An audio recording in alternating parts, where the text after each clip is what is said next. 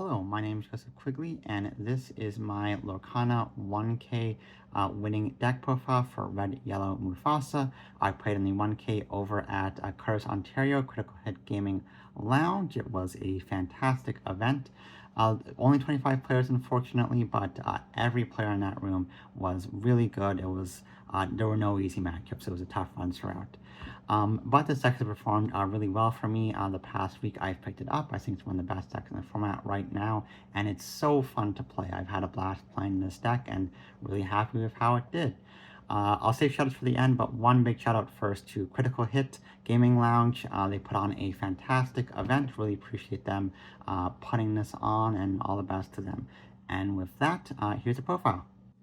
Starting off the list here, we've got 4 Pluto. This has been a bit of a contested card in our Red-Yellow Mufasa list because it's definitely a weak body that will just be traded into for free. But it opens up a lot of really good play lines, most notably playing Rapunzel on turn 3, which can be game-winning. It also can work to potentially curve out really strongly, do things like Surfer Stitch on 6, or else a combo with Doc to potentially play a 6-drop on turn 4. It's a weaker card overall than Lantern in a lot of ways, but we only have so many non-character slots we can use in the deck, and I want to use those slots for other things. Overall, it has tested really well and it's performed really well, but I can understand builds that want to play something else in the 1-drop slot. As for non-characters, we decided to go with 3 Bare Necessities and 3 Teeth and Ambitions. I more or less think that Teeth is mandatory in this deck. It makes Rapunzel much more consistent. It gives you an important tool versus aggro matchup. It's spot removal. And worst case scenario, it's inkable. It's just really strong. I only brought in Bare Necessities on the day before the event. And it's performed pretty well. It can obviously come in clutch by sniping out things like Whole New World out of people's hands, or Be Prepared and just let you keep questing with your leading board. It can sometimes be a little bit win more, and obviously brings down the consistency of the deck a bit by running so many, running 6 non-character slots. But I liked how this performed. I think you could potentially cut it, but I've liked it so far, and I'm going to keep going with it. Next up, we've got 4 Simbas. This is probably the weakest overall card in the deck. Bodyguard rarely comes up except to allow Pluto to maybe quest once or twice.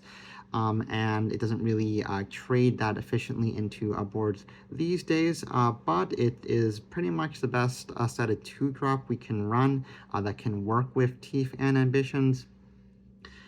It is a decent trading source in the mid to late game combination of other cards.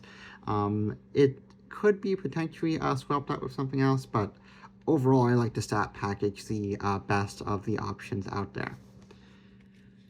We've got 4 Mother Gothel. This is pretty self-explanatory. It comes with Rapunzel, lets you draw 3, is absolutely crazy in that regard. It's in a 3/4 body that trades into anything really well. Absolutely mandatory in this list. We've got 4 Mini Surfer. It is an extremely strong card. This is what lets you aggro in the early game and get ahead in the lower race, especially versus control-heavy decks. Really powerful. I would not imagine cutting this. We've got 4 Doc. I think it's one of the weaker cards in the deck overall, but much like Pluto, it does allow you to curve out and do some good ramping with that, and it's a good 2-lore body at the very least. I could see cutting maybe one of these and subbing in something else, but overall it performed all right. We've got 4 Pongo. So if you're not on the Stitch version, I do feel like this is critical to give yourself more card draw, and it performed very well at deck jobs throughout the day.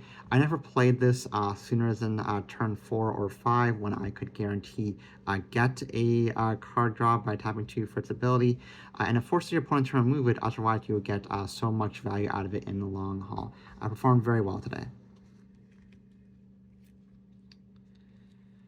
We've got 3 Prince Eric. This card performed extremely well, and I want to find room for a 4th one. It's so annoying for your opponent to deal with, especially when they have an established board. It puts good lore pressure on.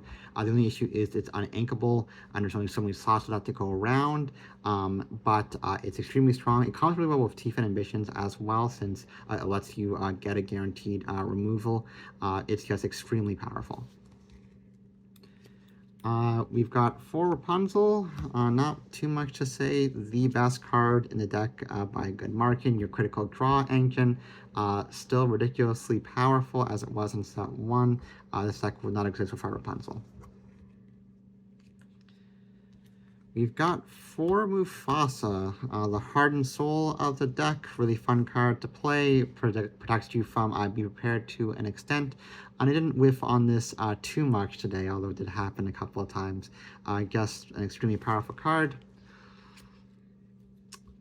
For Maui, pretty much every single Ruby deck in existence will run 4 of this, because it is probably a top 5 card in the game overall. Gets trades so extremely well, combos really well for Rapunzel too. Gets an amazing card. In the 6-drop slot, we opted for 4 Tremaine and 2 Medusa. You could probably go with something like 3 and 3 if you wanted to. I just had to go for more Tremaine because of the additional lore. Since we're more of an aggressive deck, that extra lore is critical. And also because there's red-blue in the format now and a lot more heavy drops, I wanted a card that could kind of deal with those and would guaranteed never be dead in the hand, theoretically. And I liked how it performed overall. For Surfer, another critical card in the deck. It's extremely powerful when you can play it and get that draw too. Sometimes it can be dead if your opponent just clears your board well enough, and that's a little unfortunate, and then you have to wait playing it, I guess, for no draw effect or holding it and being upset. But it did very well, and it's also a pain for Steel to deal with. We've got 4 Maleficent Dragon. It's actually really hard to get to 9 ink in this deck, but when you do, this ensures that you have a really powerful late game in addition to a strong mid game. I've thought about maybe there could be a world where this gets cut or trimmed, because it's often just like ink in your hand, but because it's inkable as well, it is flexible, so you're not too sad about having this in your hand in that regard.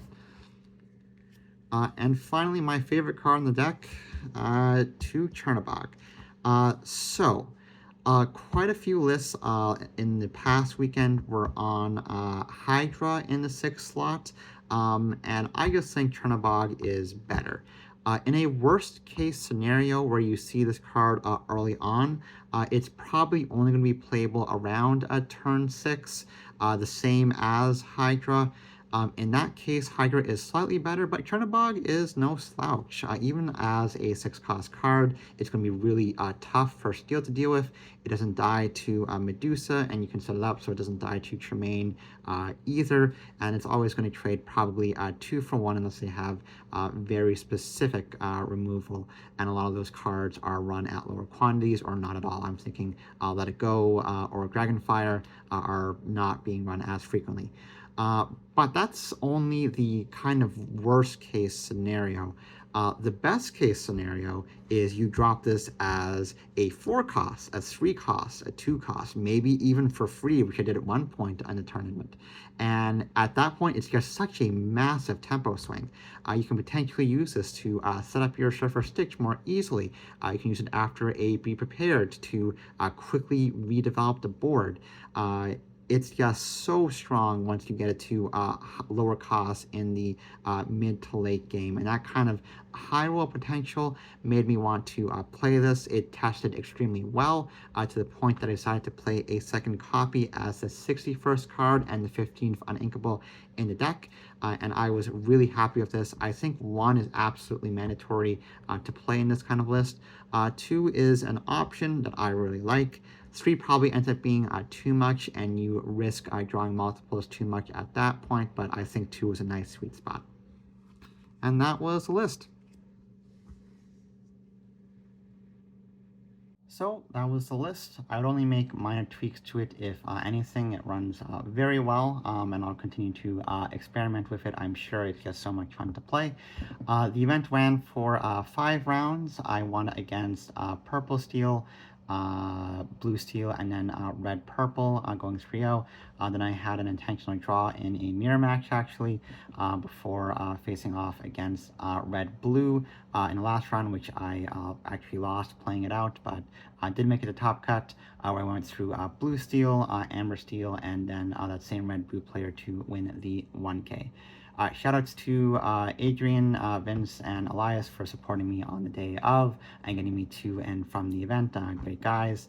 And shoutouts to Enter the Battlefield, my home locals.